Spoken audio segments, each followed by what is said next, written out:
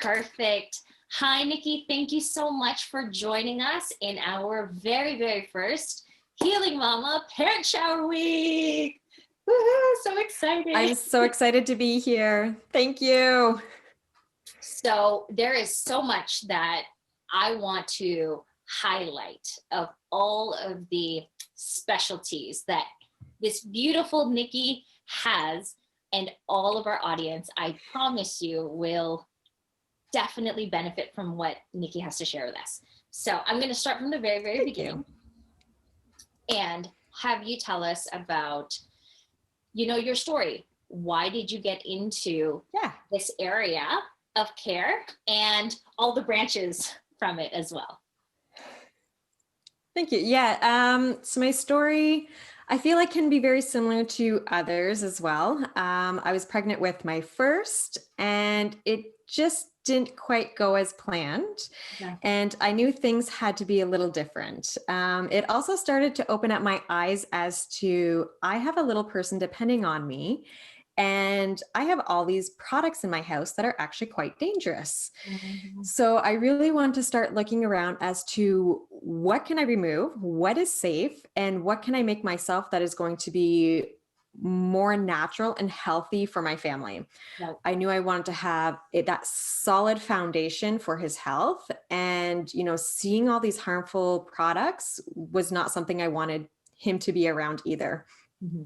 I have also worked for many years in the school system, and seeing where parents didn't want to go deep down into medications or things like that, and just finding other routes to help them also. So it's kind of like my corporate world and my family world kind of mashed in together, and just finding what kind of natural solutions are out there to support my family and then also my students. And that kind of dived me into the path and the world of aromatherapy. Mm-hmm. So it was when I was pregnant with my second that I then got sick and was told actually I needed antibiotics, but it wasn't worth the risk of being sued. So to go home and rest. And I was not really happy with that. So I started to do some research and came across more aromatherapy.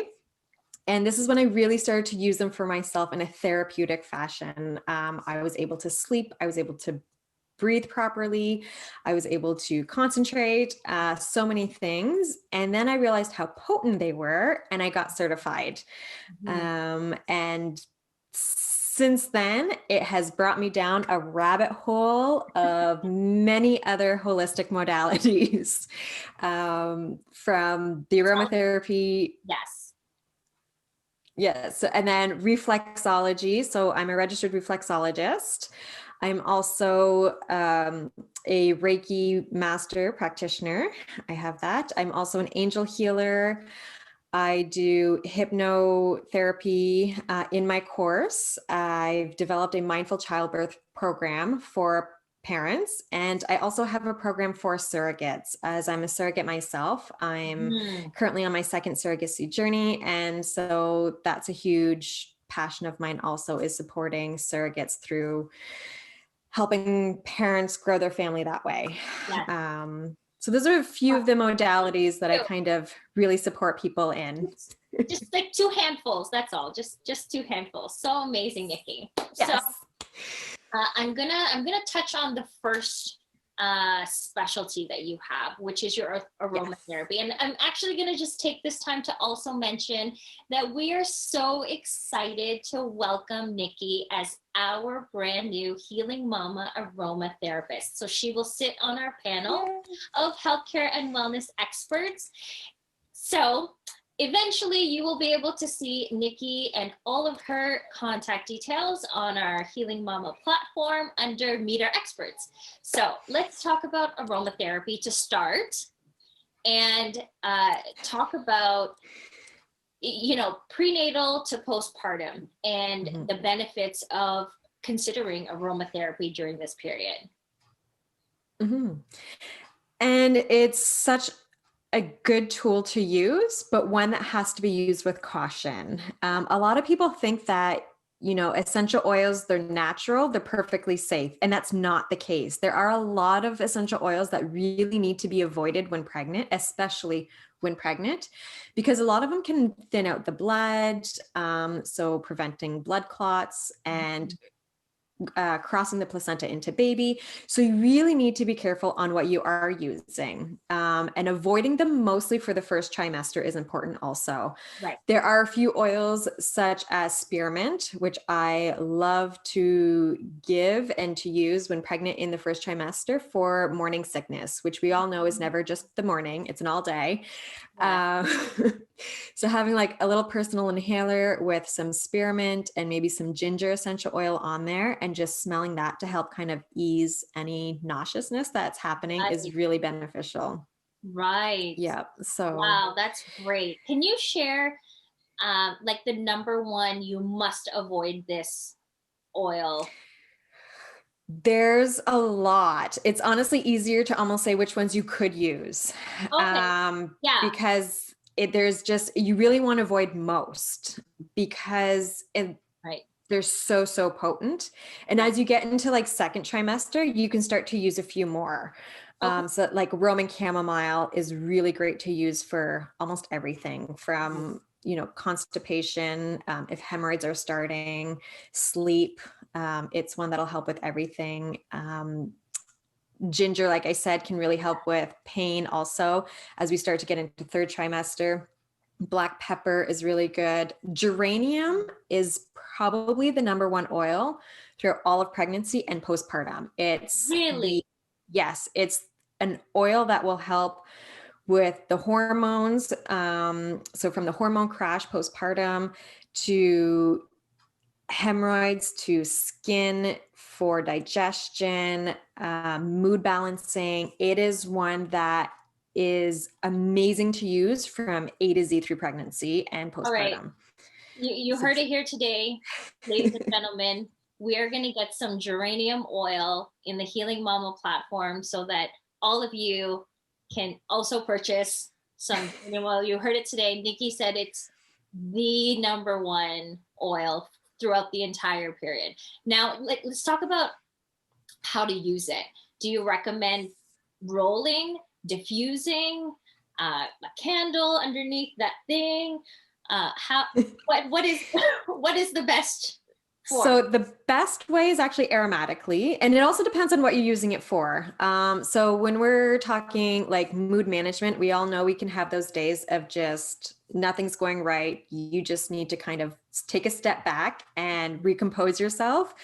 When those days tension's running high, diffusing is amazing. Just, add a couple drops of a sweet orange into your diffuser and just watch the tension melt away. Mm-hmm. Now, if you have like your back pain, that is when you want to have a roller bottle. And it's really important to dilute the essential oils. You never, ever, and I cannot stress it enough, ever apply essential oils directly to your skin, ever, especially while pregnant. It's because they're so strong. So you want to dilute them to about a 0.5% to a maximum of 1%. So if you're using something topically for, let's say, your hips, then rubbing in some black pepper, some ginger, lavender can really help with that. And like I said, just getting a small little roller bottle, which I actually have one here. So this is a roller bottle, and you can just fill it up with a fractionated coconut oil and add in about 2 drops of essential oil, do a gentle mix, and then you can apply it directly onto wherever that pain is and just rub it in after. Okay. So, and that's it. Sorry, I just want to clarify that dilution quantity again. So I'm also clear. Should I dive into this as well? Because we do use aromatherapy in our home, but all the different ways of how to use it is something that I'm not versed in. So let's talk about what you showed us right now. That looked like a 30 ml, 50 ml? No, this is 10. Oh, that's 10. This is 10 milliliters. Yeah. Virtual. Yeah. I cannot tell. So this is only 10 milliliter roller bottle, and it's a roller bottle. Most people don't know what that is either. It's because the little top rolls to disperse. So I find these are just handy. You can fit them in your pocket, your purse, Right. anywhere like that. So if you need something to help with mood, you can put it kind of pressure points and just smell it, things like that. Or for topical, because it's just really easy to reach over and roll it on your hips or something like that. All right. So, and it was, so again, about 0.5% to a maximum of 1%. So that's What's a that couple translate to? drops. Okay. So about 2 drops in a 10 milliliter Okay. is the maximum. Maximum. And you use a coconut oil and I do. So fractionated coconut oil is one that I typically use as a general statement, because it's odorless. It has an extremely long shelf life, an indefinite shelf life, because they've removed all the fatty acids from it, and it's liquid at all times. So it's not the same oil that you're using for cooking, because this needs to stay liquid. Yeah, got it. Or on lotions and butters. So not Yes. not that. It's the So it's called Fractionated coconut oil. Fractionated coconut. Everyone got that. Fractionated coconut oil. All right. Jojoba is a really, really nice one also. If you can't do coconuts, jojoba oil is really nice. It's a liquid wax and really great for the skin as well. Perfect. And what would you consider to be a safe application to infants or for infants? That's a big question. Is that such big one? I'm opening a can of worms. What am I doing? And again, because aromatherapy isn't regulated, you're going to have different answers for a lot of these questions depending on where you go also. Right. So I also have an online school where I actually train aromatherapist as well. And what we teach, we have a dilution guide. We really want to avoid using essential oils with infants unless absolutely necessary. Now, I will use aromatherapy before a petroleum product because that's what we do. We don't use petroleum products in the house. So it's kind of looking at the risk analysis. So to me, I would rather use that. But if, depending on the age, you want to start at even a 0.1% dilution. So this is where you then have to make a big batch and then put it into smaller bottles, or just have like a bigger roller bottle or a bigger bottle. So this is like this is a 30 milliliter bottle. So this would be adding like 1 drop of Roman chamomile into this and maybe using that for like a diaper rash. Got it. Something like that. Yeah. And then as children get older, then we can start to add more oils, but it really depends on, under 6 months, 6 months to a year to 18 months. Like it's very varied. Right. Definitely. And can someone consider, hiring you for learning about what they can and can't use? Is that the services that you also provide on top of everything else? Yeah, absolutely. As a clinical aromatherapist, I love doing consultations and people coming to me and being like, this is what's happening. This is what I'm experiencing, or this is what my child's experiencing. What can I do? Because I don't want to be using all of these other products. I want to use something that is as close to natural as possible.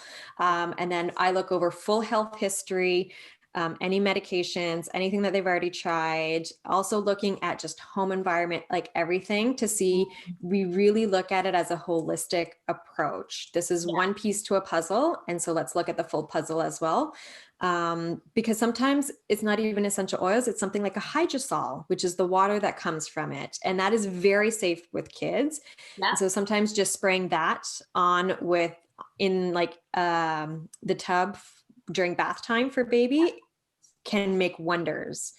So, I mean, you see a lot of lavender being used in nighttime bath soaps for babies. I mean, babies, not toddlers, babies. And so something like that, is that considered safe to use?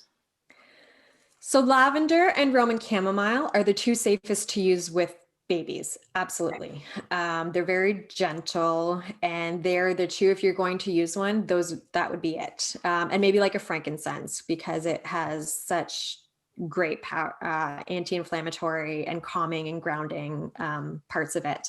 But those would probably be it. And then hydrosols, that would be what I would go into. Each of and those those can do a calming effect for the baby, Yep. and then all of the other benefits as well. Yeah. Okay. Yeah. And the thing with lavender is that some people actually have the reverse effect with lavender where it makes them hyper. And some people don't realize this. Yes. So it's a small percent, but I know quite a few where the lavender, they just can't do the lavender because it actually hypers them out. Got it. So there is a possible flip reaction to that. There is. Yeah. And that's why the blanket statements never work for everybody.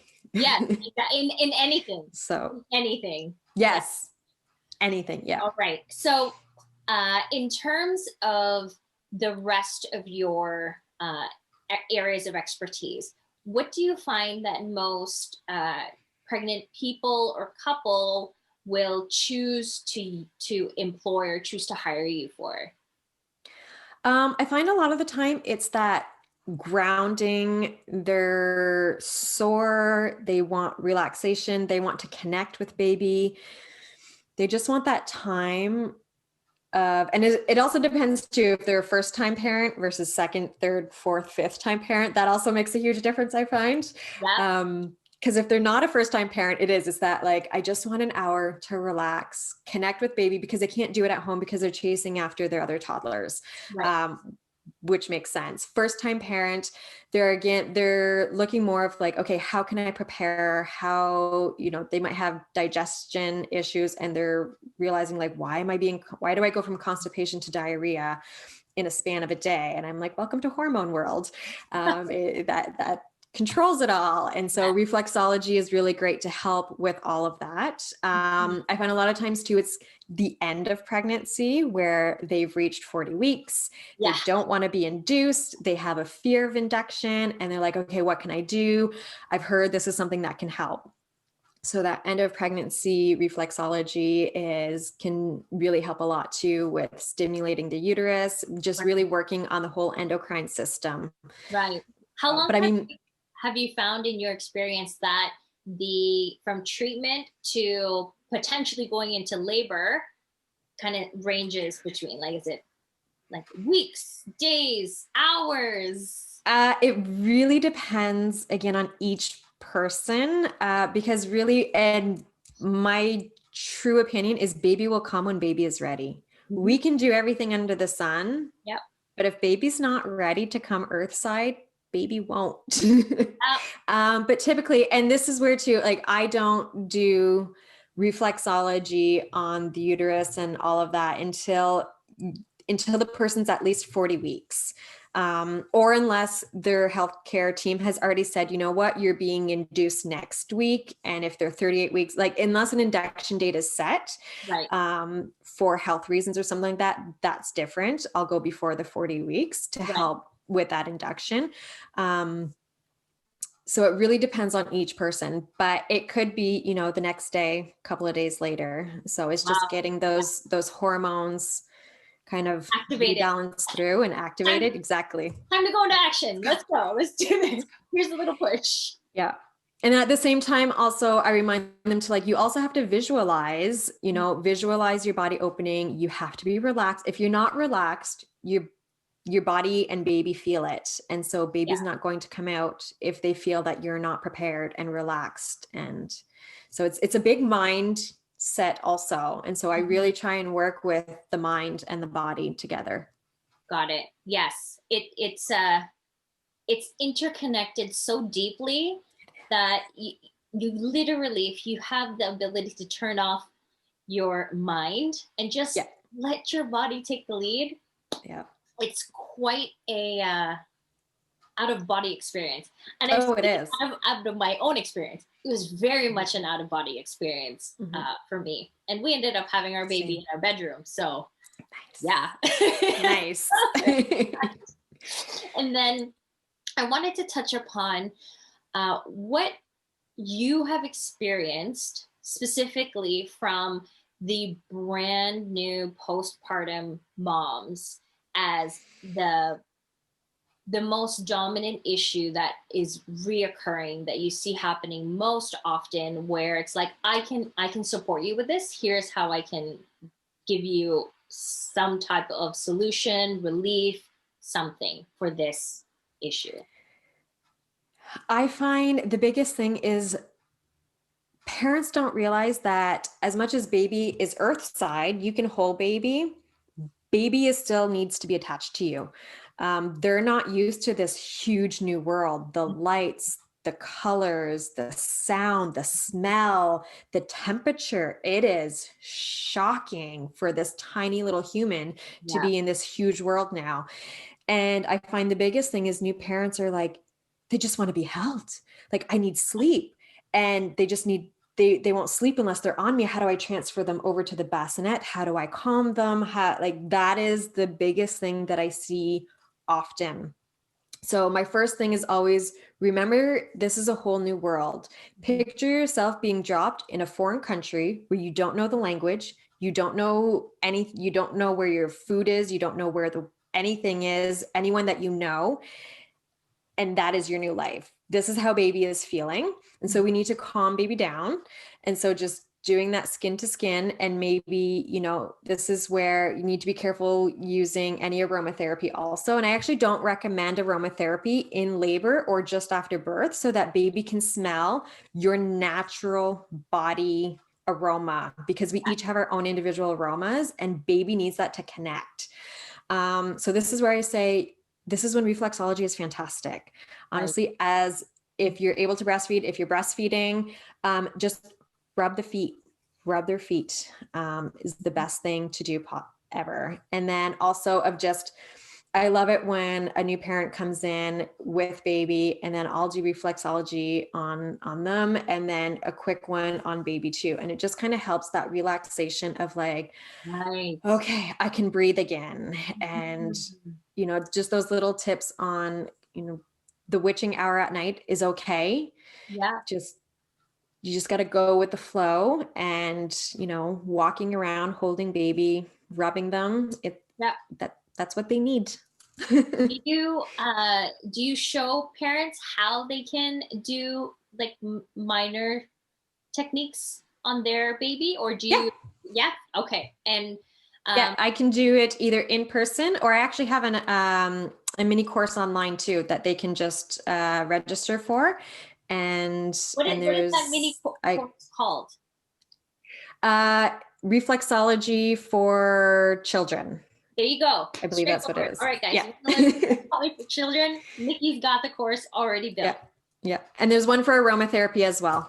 Okay. Yes. Yes. That's fantastic. That's fantastic to know. I remember when our son was just crazy, felt like a lot of nights in the initial phase. And my mom was basically my postpartum doula. And she carries like this bag of aromas with her. I'm like, what are you going to do with this? She just takes it and just rubs it on her hand and just walks around the room quaffing it in his vicinity. And I'm like, perfect. That's it, mama. You got it. So I have been raised around the methodology of scents and its potency, because yes, there are different scents that trigger different parts of the body.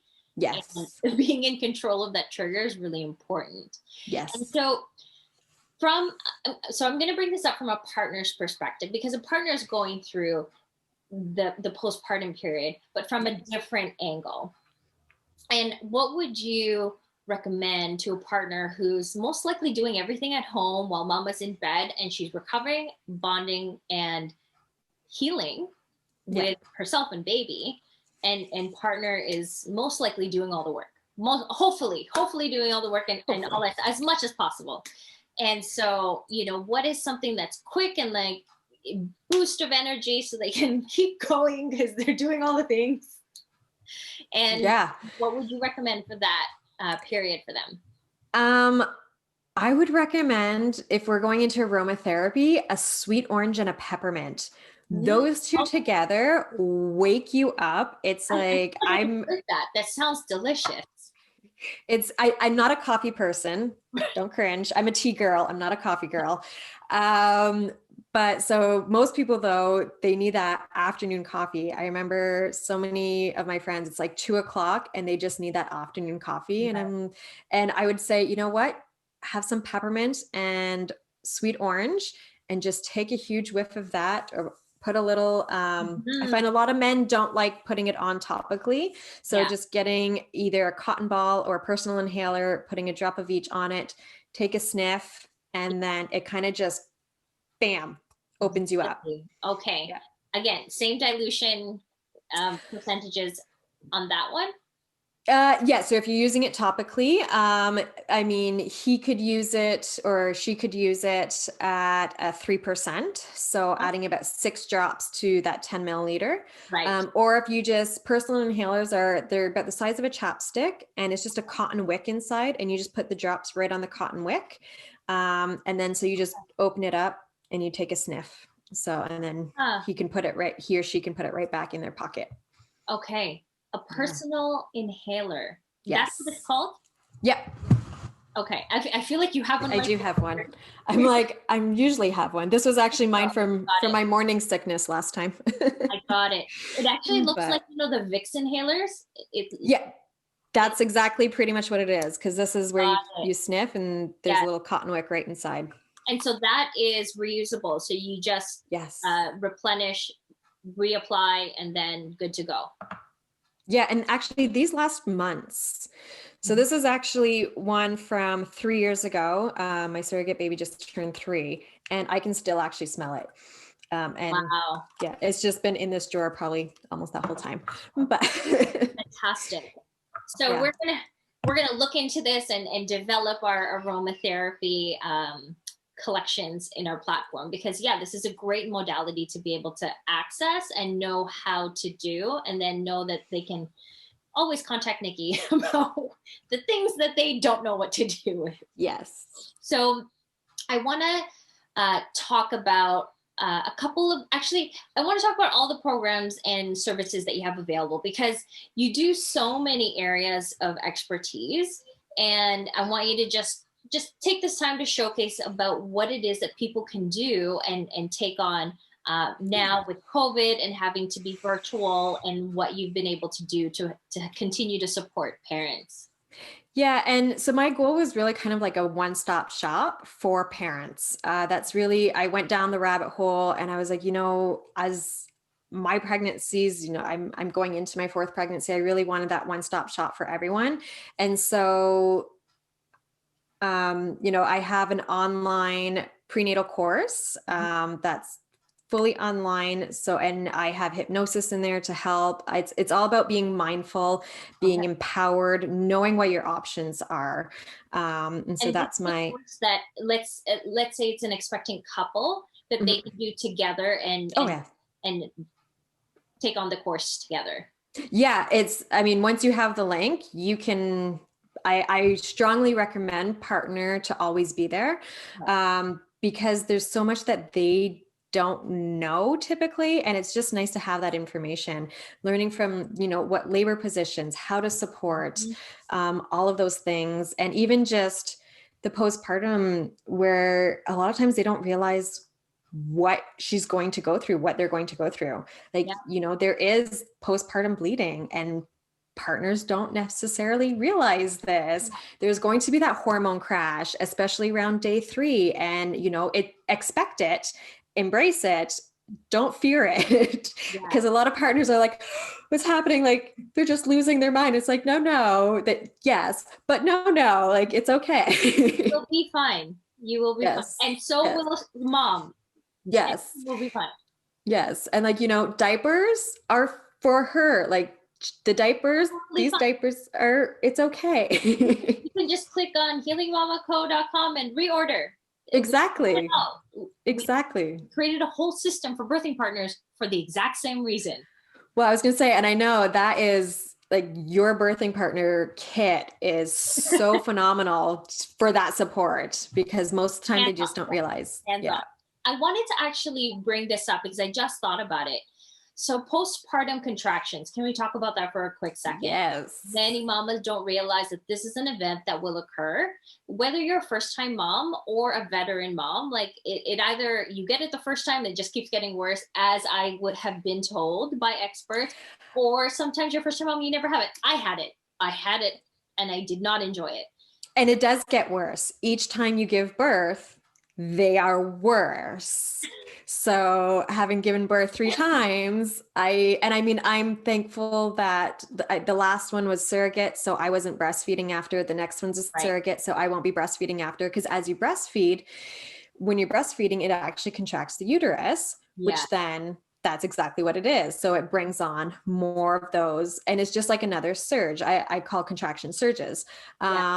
And so it's just like you're having another mini surge, and people are shocked and speechless when this is happening. It's like, no, I already gave birth. Why is this happening weeks later? Right here. Why is this body still doing this to me? Yes, it is very normal. So we recommend a specific tea that we also carry in our platform. But I want to talk about aromas. Is there such a thing as an aroma that you can have on hand when a surge is happening, and like help your body ease? Yes. All crazy. So I would actually pair it with the reflexology too, because you can actually stimulate your uterus to help on your feet or even on your hands with the reflexology. And then using something like clary sage can really help. And that is also with the first postpartum period where you actually get your first one. It's not always, typically more intense, a lot heavier. And so something like clary sage, geranium, jasmine's an expensive oil, so I typically don't recommend that one, but it does work really well to help. Those are the ones that would be amazing to be applying and just massage over the uterus throughout those times. Okay, I got it. We are going to re-listen to this talk and write down every single oil that Nikki has recommended, and we're going to source it from some of our amazing vendors so we can have it on our platform.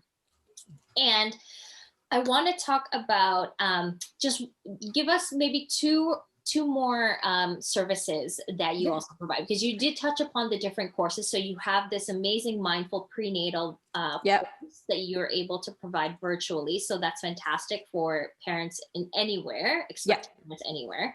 And then you have your baby aromatherapy and reflexology. And then what else do you have for parents? So I'm also qualified master Reiki practitioner. I don't like using the word master, and I don't like it. So I always just say Reiki practitioner, even though I am qualified at the master level.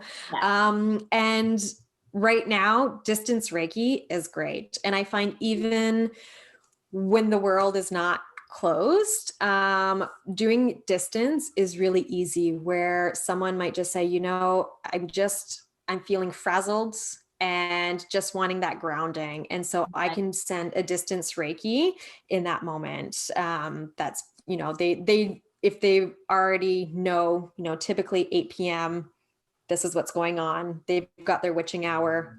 I then become frazzled. If you can send something at 8, that would be fantastic. So we set it up, and it's just a nice way to get that grounding back again and rebalancing, working on the chakras, all of that as well. And so just that inner life energy. So people are able to hire you for that specific service. Yes. Yeah. Perfect. Amazing. So, I mean, if you're local to me, I'm more than happy to see people locally when we're open. But I mean, distance Reiki is really, it's just as effective and can be sent worldwide, which is nice. Amazing. That is amazing news. Oh my goodness. So any other parts of your specialties that you want to touch on with us today? I think that covers mostly everything. I incorporate, there's little things that I just incorporate in my mindful childbirth course, like my hypnosis, because I'm a trained hypnotherapist.